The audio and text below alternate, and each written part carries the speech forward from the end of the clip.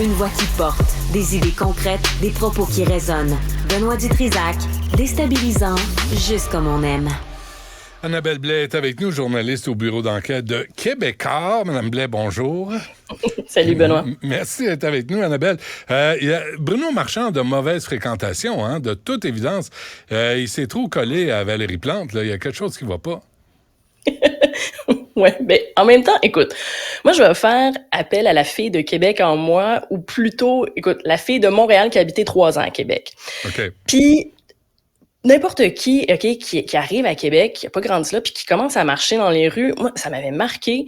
Le piéton là, t'es dans le bas de la hiérarchie sociale de l'utilisateur de la route, parce que pour traverser, il y a un système de feu de circulation super particulier, c'est que, en tout cas, c'est pas comme ça à Montréal, faut que t'attendes que t'aies un feu juste pour toi, juste pour le piéton. Fait que tous les autres feux pour les voitures sont au rouge, et là, toi, tu peux traverser. Bon, a priori, ça a l'air que oui, c'est plus sécuritaire. Le problème, c'est que faut que t'attendes ton cycle, puis ton tour ne vient pas à moins que tu le demandes, et quand tu le demandes, des fois, ça prend 2 cycles au complet de feu pour les voitures avant que toi, tu traverses. Ça, ce que ça fait, c'est que c'est tellement long que le piéton, traverse quand c'est pas son tour de traverser. Tu sais, un moment donné, je vais pas attendre 3 minutes pour juste traverser un coin de rue. Bon, et ça, c'est un irritant, puis ça crée aussi une espèce de culture que la voiture sait que la route est pour elle. Puis il y a des problèmes à Québec, genre les traverses piétonnières, quand ils sont marqués au sol, les voitures s'arrêtent même pas. Et même quand il y a un piéton qui essaie de s'engager. Puis il y avait un gros problème, moi quand j'habitais là, d'un CHSLD, il y avait une traverse au sol. Puis les personnes âgées peinaient à s'imposer, à traverser, parce que les voitures s'arrêtaient pas. Ils ont mis même des feux stroboscopiques pour que la voiture réalise que peut-être qu'il faudrait qu'elle partage la route. Donc là, ce que Bruno Marchand veut faire, c'est des petits changements. Donc, la traverse automatique. Ça veut dire que moi, comme piéton, j'ai pas tout le temps demandé pour traverser, pour avoir le droit. Je suis inclus déjà dans le cycle de feu de circulation. Okay. Fait que c'est déjà pas pire. L'autre chose, c'est le temps de traverse qui va être allongé, parce que des fois, c'est tellement rapide que le piéton a de la difficulté à traverser. Puis ça, Montréal le fait il y a quelques années, parce que la population est vieillissante, les personnes âgées marchent moins vite et sont surreprésentées parmi les victimes de la route. Donc, tu sais, ça peut sembler des petites choses, mais au moins, je me dis, c'est quand même des petits gestes concrets. Mm-hmm. C'est peut-être plus utile qu'une campagne de sensibilisation dont on connaît pas nécessairement l'impact. Mais comment il va faire ça, là? Parce que changer la culture des automobilistes... Je suis allé à Québec il y a 2-3 semaines, là. Mais c'est vrai qu'il faut que tu traverses vite, là. C'est vrai que si le pick-up peut juste ouvrir sa portière et te ramasser, il va le faire. C'est pas piéton-friendly, comme on dit. Non, puis tu sais, il y a des endroits, tu traverses la rue, puis après, il y a plus de trottoir, fait que tu fais comme, mais où dois-je aller? Donc, c'est ça, échanger une culture, c'est difficile, puis c'est pour ça que la campagne de sensibilisation a des limites, de dire aux gens, hey, rappelez-vous qu'il y a des piétons, s'il y a rien dans l'infrastructure ou rien dans l'urbanisme ou la signalisation qui aide l'automobiliste à y penser, ça viendra pas naturellement. Donc, c'est pour ça que là, si au moins le cycle de piéton il est inclus dans le cycle normal, c'est un rappel, mais pas juste ça, tu sais, à Montréal là, quand la lumière devient verte, puis là, l'automobiliste et le piéton qui vont dans la même direction peuvent traverser, tu sais, s'ils vont tout droit. Et ça, ils vont commencer à l'inclure dans les feux de circulation à Québec, parce que là, il y a comme un moment où l'automobiliste, lui, qui porte moins attention, parce qu'il sait que que le piéton a son feu juste pour lui. Fait que lui, quand il roule, il se préoccupe pas du piéton. Donc là, en intégrant ce changement-là, peut-être que il va prendre un peu plus conscience. En tout cas, on le souhaite, sinon ça va être catastrophique. Mais tu sais, c'est des petites choses, mais je sais que moi, comme piéton, puis tu sais, quand je dis piéton, j'étais aussi automobiliste, là, donc on est tout ça un peu. En tout cas, je me suis dit, bon, c'est déjà un premier pas, parce que moi, je le voyais que la sensibilisation avait vraiment, vraiment ses limites. Il suffit pas de le dire, là, des fois, il faut forcer le changement, il faut l'imposer. Bon. Engage un humoriste.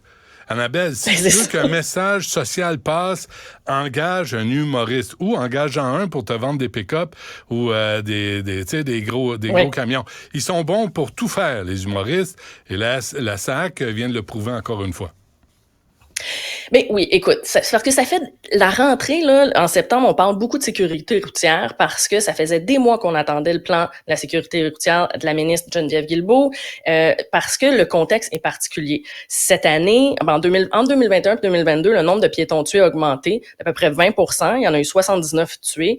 Puis tu sais, il y avait le cas, la petite Maria en décembre dernier à Montréal qui s'en allait à son école et qui a été frappée par une voiture.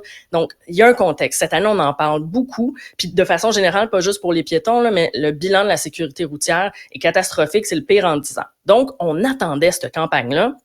Et moi, j'ai l'impression que c'est comme la montagne qui a accouché d'une souris. La campagne avec Catherine Levac, c'est comme un peu pseudo-drôle, puis que ça nous incite à partager, à faire attention tout le monde sur la route.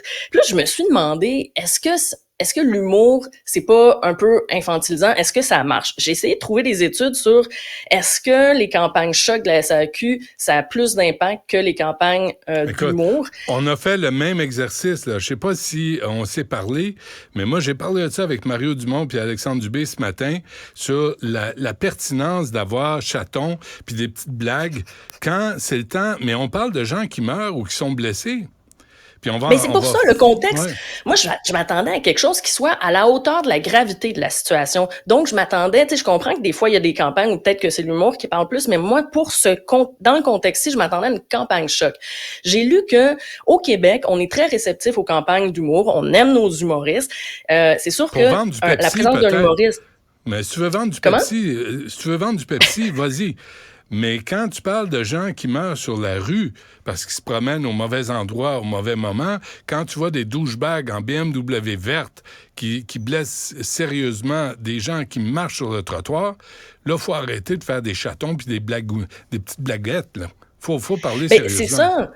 Mais je sais qu'en sécurité routière, l'étude que je lisais, il se disait très préoccupé par si on a un ton trop sérieux, moralisant, on ferme les gens au message et que là, l'humoriste, lui, ça permet des fois de diminuer les réticences au message. Par contre, le danger, c'est que des fois, ça peut faire dévier le message aussi. Et là, ce que je te dirais, moi, ce que je reproche à cette campagne-là, c'est que, bon, déjà, comme je disais, je pensais que ça aurait été une campagne choc. Là, on décide de miser sur l'humour. OK, mais elle n'est pas drôle. La campagne est pas plus drôle. On va pas s'en souvenir, elle est pas mémorable, elle est beige. Et s'il avait voulu y aller dans l'humour pour l'ampleur de comme changement, ce qu'il faut qu'il y ait cette année, je me serais attendu à quelque chose de beaucoup plus gros, de mieux écrit. Grinçant, de plus grinçant. Parce que les oui, exactement. Moi, ce que je comprends pas, c'est le choix de Catherine Levac. OK, bonne, moi, je m'en fous, là. Mais, tu sais, c'est des gars qui conduisent comme des débiles. C'est des hommes qui conduisent comme des débiles. Et là, il faut parler à ces gars-là. J'ai rarement vu une femme ou une adolescente au volant d'une voiture qui a capoté puis qui a blessé les 3 passagers. Rarement. Je sais même pas si ça a déjà existé. Mais c'est pour ça que là, on se dit, ça va parler à qui? Et le message est comme un peu tout le monde, mais ça tombe à plat parce que c'est pas spécialement, en tout cas, moi, je la trouve vraiment beige. Elle est pas drôle et elle est pas marquante. Et tu sais, il y a eu des campagnes, là, tu sais, l'alcool au volant où, je me souviens, c'était sur un lieu d'un accident, il y avait une petite fille qui pleurait, là, tu sais, maman, là, tu sais, c'était très tragique. Mais là, ça l'était peut-être un peu trop parce que, je sais pas si tu te souviens, mais Rocky Belles Oreilles avait fait une parodie de ça. Et là, c'était l'accident. Tout le monde pleurait, mais là, les policiers pleurent aussi. Puis le slogan était devenu « Scraper son char, c'est triste ». C'est parce que la campagne était peut-être trop dramatique. Mais là, on s'est pas engagé dans rien tant que ça. C'est comme très bien, on veut pas donner un gros choc, mais cette campagne-là ne passera pas à l'histoire. Ça clash complètement avec le contexte actuel. Annabelle Blais, un gros merci. Tu reviendras à l'émission quand ça te tente? Ben, ça me fera plaisir. Merci. Bye. Salut.